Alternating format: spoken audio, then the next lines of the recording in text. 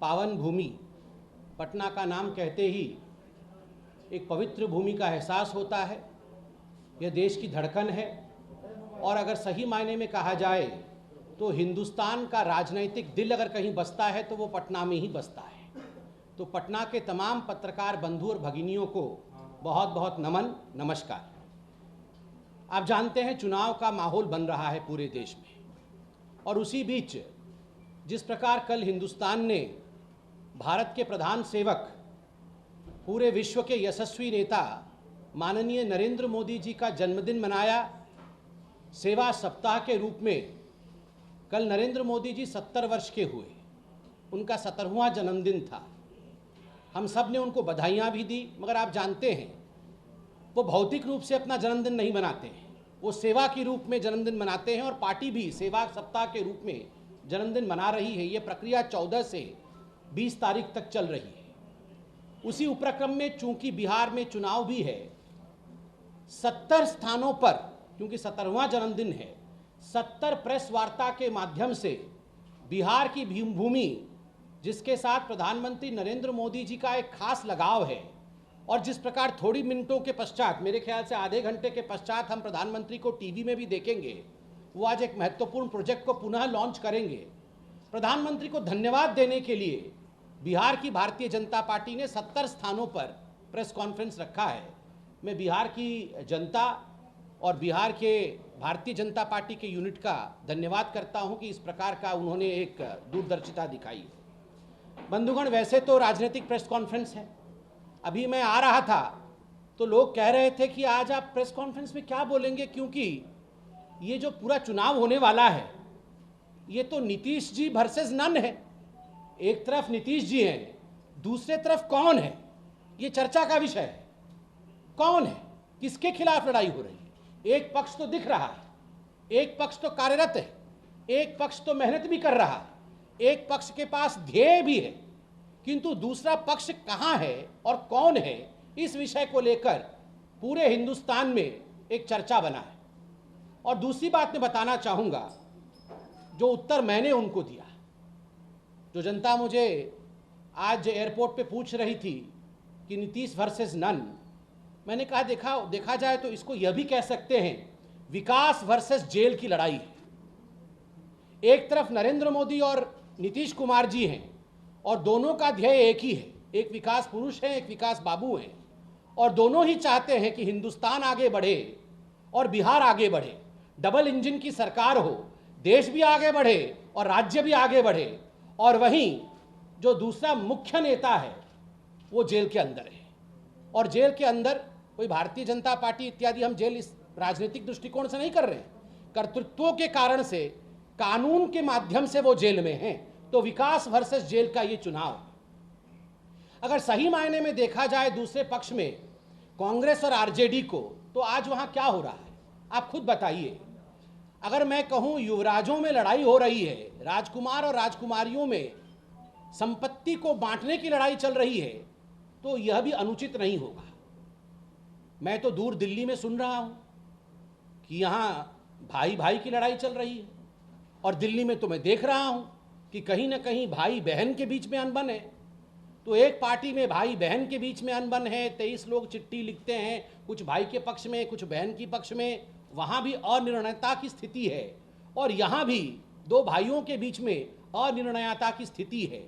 तो ये आज बिहार की जो 12 करोड़ जनता है वो निर्णय लेगी कि एक तरफ सकारात्मकता खड़ी है, एक तरफ निर्णय लेने की क्षमता खड़ी है, और दूसरी तरफ कहीं ना कहीं परिवार में ही बंटवारे की परिस्थिति चल रही है। किसको चुनना है, ये बिहार की 12 करोड़ जनता बिल्कुल निर्णय लेगी।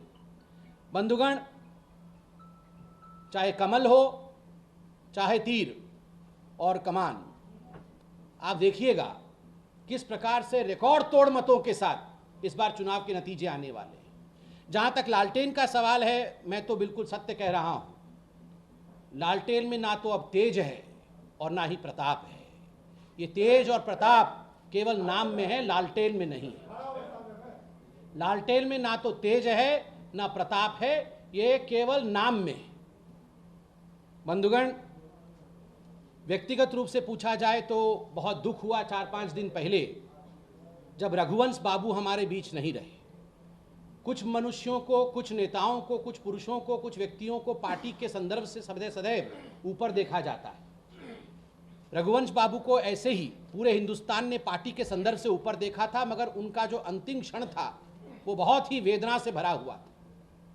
उनकी जो चिट्ठी थी बहुत वेदना से भरी हुई चिट्ठी थी, और उनके चिट्ठी के पश्चात जिस प्रकार का कमेंट तेज प्रताप जी ने किया था कि समुंदर में से अगर एक लोटा पानी निकाल दिया जाए तो उससे कुछ नहीं फर्क पड़ता है। और आज मैं आपके इस प्रेस कॉन्फ्रेंस में कहता हूं, दुख के साथ कहता हूं, जहां भी रघुवंश बाबू होंगे वो सुन रहे होंगे कि ये जो एक लोटा पानी आपने समुंदर से निकाला है, इसी एक लोटे पानी से ही आरजेडी का राजनीतिक तर्पण होगा। इसी एक लोटे पानी से आरजेडी का राजनीतिक तर्पण होगा। इतने बड़े नेता को आपने इस प्रकार के शब्दों से परिभाषित किया, एक लोटा पानी समुंदर में से। बंधुगण, अब मैं विकास के एजेंडे पर आता हूं। यथाशीघ्र हम प्रधानमंत्री को भी सुनेंगे। मैं कंपैरेटिव चार्ट बहुत जल्दी रखता हूं आप 2005-06 और 2020-21 के बीच में किस प्रकार बहुत कुछ बदला है। उस समय राज्य का बजट 22,000 करोड़ रुपए का होता था, अब 2,11,000 करोड़ का है। उस समय कृषि का बजट 241 करोड़ का होता था, अब कृषि का बजट 3,152 करोड़ का है। उस समय शिक्षा की बजट 4,340 करोड़ का था, अब 35,000 करोड़ से भी अधिक का है। उस समय स्वास्थ्य का बजट, स्वास्थ्य मंत्री बैठे हुए हैं, उस समय स्वास्थ्य का बजट 1,000 करोड़ रुपए का होता था, अब स्वास्थ्य का बजट 10,935 करोड़ रुपए का है। रूरल वर्क्स बजट जो होता था उस समय वो 496 करोड़ का होता था, अब 10,640 करोड़ का है।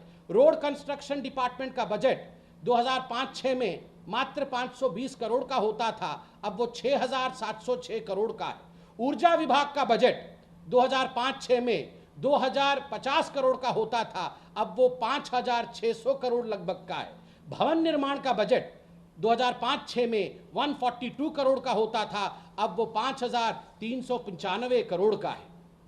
बंधुगण, आप जानते हैं कि किसानों के सम्मान के लिए प्रधानमंत्री नरेंद्र मोदी और नीतीश जी ने क्या काम किया है। किसान सम्मान निधि योजना, फसल बीमा योजना, कृषि सिंचाई योजना, इन सब के विषय से आप अवगत हैं। अगर बिहार के किसानों के बारे में बात की जाए तो लगभग 72 लाख किसानों को जिस प्रकार से 6,000 रुपए प्रति वर्ष किसान सम्मान निधि योजना के माध्यम से उनके खाते पर पहुंचा है, यह अपने आप में एक बहुत बड़ी योजना है, यह अपने आप में एक बहुत बड़ी अचीवमेंट है। बंधुगण, हमारे देश के पहले राष्ट्रपति राजेंद्र बाबू के नाम पर राजेंद्र कृषि विश्वविद्यालय को केंद्रीय विश्वविद्यालय में परिवर्तित करके नरेंद्र मोदी जी ने बिहार को एक सौगात दिया है, एक उपहार दिया है। युवाओं के लिए भी जिस प्रकार कौशल विकास किया गया है और उसके लिए 1,550 करोड़ रुपए आवंटित किया है नरेंद्र मोदी जी ने केवल बिहार के लिए। 1 लाख से भी अधिक युवाओं का तकनीकी रूप से प्रशिक्षण करके उनको किस प्रकार आगे बढ़ाया जाए, इसकी चिंता नरेंद्र मोदी जी ने बिहार के युवाओं के लिए किया है। मेगा स्किल यूनिवर्सिटी की घोषणा बिहार के लिए की गई है। विकास की पटरी और रेल, आज रेल के लिए विशेष दिवस है क्योंकि कुछ मिनटों के पश्चात रेल के विषय को लेकर और कई परियोजनाओं को आज नरेंद्र मोदी जी लॉन्च करेंगे, यशस्वी प्रधानमंत्री आज लॉन्च करेंगे। ठीक उसी प्रकार रेल के विद्युतीकरण, इलेक्ट्रिफिकेशन और नए रेल लाइन बिछाने के लिए 8,870 करोड़ रुपए का आवंटन केंद्र सरकार ने मात्र केवल बिहार राज्य के लिए किया है। आप सोचिए कितनी बड़ी बात है ये। पर्यटन को बढ़ावा, बौद्ध धर्म को बढ़ावा देने के लिए जो बौद्धिक पर्यटन क्षेत्र यहाँ पर है उसके लिए बुद्ध सर्किट और रामायण सर्किट, इन सब के लिए लगभग 600 करोड़ रुपए का आवंटन केंद्र सरकार ने बिहार के लिए किया है। डिजिटल बिहार को बढ़ावा देने के लिए और डिजिटल क्रांति बिहार में आए उस कारण एक विशेष पैकेज 450 करोड़ रुपए का दिया गया है, जिसके तहत भागलपुर और दरभंगा में 20 करोड़ की लागत से सॉफ्टवेयर टेक्नोलॉजी पार्क बनाया जा रहा है। मुजफ्फरपुर और बक्सर में 2 नए केंद्र स्थापित किए जा रहे हैं और IIT पटना में मेडिकल इंक्यूबेटर, NIT पटना में इलेक्ट्रॉनिक और IECT का प्रावधान किया गया है। 150 करोड़ रुपए की लागत से बिहार के इलेक्ट्रॉनिक विनिर्माण क्लस्टर स्थापित किया जा रहा है। तो कुल मिलाकर 450 करोड़ रुपए डिजिटल क्रांति के लिए खर्च हो रहा है।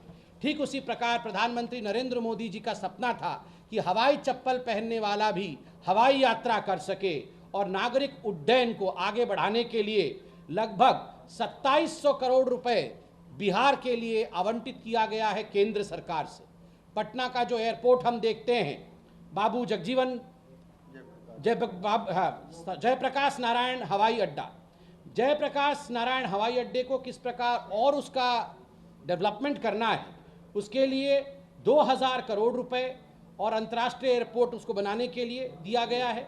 दरभंगा में विमान सेवा को आगे बढ़ाने के लिए प्रधानमंत्री जी ने जो कदम उठाया है वो अपने आप में बिहार की जनता के लिए एक बहुत बड़ी सौगात है, एक तोहफा है। पेट्रोलियम एवं नेचुरल गैस के लिए भी 21,427 करोड़ रुपए आवंटित किए गए हैं। पेट्रोलियम और प्राकृतिक गैस विकास संबंधित, खास करके बरौनी में स्थित जो रिफाइनरी है उसके विस्तार को लेकर जगदीशपुर हल्दिया पाइपलाइन बिछाने पर मोदी जी ने खास करके जोर दिया है। पटना में एलपीजी का जो संयंत्र है उसकी क्षमता को बढ़ाया गया है, और मुजफ्फरपुर में एलपीजी प्लांट का निर्माण यह विषय रखा गया है। आधारभूत संचार का विस्तार करने के लिए, जिसमें कि व्यावसायिक विस्तार, व्यापार का विस्तार और आवागमन का विस्तार, आपकी कनेक्टिविटी के लिए एक विशेष पैकेज दिया गया है, वो 54,713 करोड़ का है, जिसमें 27,000 से अधिक जो किलोमीटर की सड़कें बिहार में राजमार्गों का निर्माण हुआ है। ग्रामीण सड़क योजना के तहत बिहार में लगभग 22,500 किलोमीटर लंबी सड़कें बनाई गई है। यह अपने आप में एक बहुत बड़ी अचीवमेंट है। भारतमाला प्रोजेक्ट के अंतर्गत भारत नेपाल सीमा पर रक्सौल और सोनबर्मा के बीच सामरिक और सीमा सुरक्षा के लिए जिस प्रकार 1800 करोड़ रुपए खर्च करके 90 किलोमीटर का स्ट्रेच बनाया गया है, यह भी एक सामरिक और सीमा की सुरक्षा के दृष्टिकोण से क्या भारत सरकार कर रही है, यह हम दर्शाते हैं। धार्मिक स्थलों के बीच संपर्क हेतु राम मंदिर का निर्माण तो एक हम सब के लिए बहुत स्वागत योग्य विषय रहा है। पूरी हिंदुस्तान की जनता, पूरी भारत की जनता, विश्व की जनता आज धन्यवाद दे रही है। मगर जिस प्रकार श्री राम की जन्मस्थली अयोध्या और माँ सीता की जन्मस्थली जनकपुर को जोड़ने वाली जो राजमार्ग है, राम जानकी मार्ग के नाम से जाना जाएगा, और उसके अंतर्गत बिहार में 4,000 करोड़ रुपए आवंटित किया गया है। 200 किलोमीटर का यह लंबा संपर्क मार्ग बनाया जा रहा है। ऊर्जा के क्षेत्र में भी आप याद रखिए कि ऊर्जा एक बहुत महत्वपूर्ण क्षेत्र है। बक्सर में 10,000 करोड़ रुपए की लागत से 1300 मेगावाट बिजली संयंत्र का निर्माण किया जा रहा है। दीनदयाल उपाध्याय ग्राम विद्युत योजना के अंतर्गत बिहार को निरंतर बिजली की आपूर्ति प्रदान करने के लिए 5,880 करोड़ रुपए का आवंटन भी किया गया है। इसमें मैं कहना चाहूँगा, अब तो मंगल जी बिजलीकरण हो चुका है बिहार में, हमेशा बिजली रह रही है, अब तो लालटेन की आवश्यकता नहीं है। अब लालटेन नहीं चलने वाला है, लालटेन की आवश्यकता नहीं है, अब बिजली जलेगी और बिहार आगे बढ़ेगा, ऊर्जामय बिहार बनेगा, विकास युक्त बिहार बनेगा। अन्य महत्वपूर्ण कार्य जो किए हैं, मैं शीघ्र आरंभ करके समाप्त करता हूं। मोदी सरकार ने उज्ज्वला योजना के अंतर्गत जिस प्रकार से पूरे देश में लगभग 5 करोड़ से अधिक सिलेंडर आवंटित किया, केवल बिहार में 7 सितंबर तक 86 लाख फैमिलीज को, 88 लाख परिवार को सिलेंडर दिया मोदी जी ने। प्रधानमंत्री मोदी जी ने 10 सितंबर 2020 तक 294 करोड़ रुपए की योजनाएं उन्होंने सौगात के रूप में बिहार में दिया है, और आज भी उनकी अनाउंसमेंट है। प्रधानमंत्री जी ने दरभंगा में एम्स की अनाउंसमेंट करके ये दरभंगा की जनता और बिहार की जनता के लिए एक बहुत बड़ी सौगात है। यह एम्स 750 बेड का होगा और लगभग उसमें 1360 करोड़ रुपए खर्च होने वाले हैं। मोदी सरकार ने ठीक उसी प्रकार, जिस प्रकार कोरोना बीमारी का भी पूरे विश्व में प्रकोप चल रहा है, स्वास्थ्य मंत्री भी बैठे हैं, बिहटा एवं मुजफ्फरपुर में डीआरडीओ द्वारा 500 बेड के अस्पताल का निर्माण कराया है। ये अपने आप में जो सजगता है मोदी सरकार की, इस सजगता को दर्शाता है। बंधुगण, ये जो चुनाव आने वाला है, ये बहुत महत्वपूर्ण चुनाव है। ये चुनाव, जैसे मैंने कहा, विकास वर्सेस युवराजों के बीच में है और इसमें कोई संदेह नहीं है कि अपने आप में यह एक पथ प्रदर्शक चुनाव होगा, अपने आप में एक रिकॉर्ड ब्रेकिंग चुनाव होगा और रिकॉर्ड मतों के साथ जो राजग की सरकार है वो बनेगी, एनडीए की सरकार बनेगी, सुशासन की सरकार बनेगी। बंधुगण, अभी हिंदुस्तान में हमने चीन को भी लेकर कई प्रकार के बयान देखे हैं। मैं आज भाजपा के प्रवक्ता के नाते नहीं, एक नागरिक के रूप में मैं आपसे पूछना चाहता हूं और आपके माध्यम से बिहार और हिंदुस्तान की जनता से पूछना चाहता हूं। जब हमारे जाबाज सिपाही चीन के सिपाहियों को जवाब दे रहे हैं, 20 हमारे सैनिक शहादत को प्राप्त हो गए, उनकी चिताएं भी ठंडी नहीं हुई, किंतु राहुल गांधी और कांग्रेस पार्टी जिस प्रकार से इन विषयों को लेकर राजनीति कर रहे हैं, हिंदुस्तान को सरेंडर बता रहे हैं, हिंदुस्तान के प्रधानमंत्री को डरा हुआ छिपा हुआ बता रहे हैं, आप बताइए क्या इन विषयों पर राजनीति होनी चाहिए? जब आदरणीय रक्षा मंत्री राजनाथ सिंह जी सदन के पटल पर विषयों को पूरे हिंदुस्तान के सामने और पार्लियामेंट के सामने रख रहे हैं, बयान दे रहे हैं, आश्वस्त कर रहे हैं कि 1 भी इंच की जमीन कोई नहीं छीन सकता हिंदुस्तान का, हिंदुस्तान के संप्रभुता के साथ कोई खिलवाड़ नहीं कर सकता है। ऐसे में जो लोग हिंदुस्तान की सेना, हिंदुस्तान की सरकार, हिंदुस्तान का शौर्य को लेकर राजनीति करते हैं, उन्हें किसी भी कीमत पर चुनाव में जो जनता है, बुद्धिमान जनता है बिहार की, वो किसी भी प्रकार से उन्हें वोट नहीं देने वाली है, उन्हें सबक सिखाने वाली है।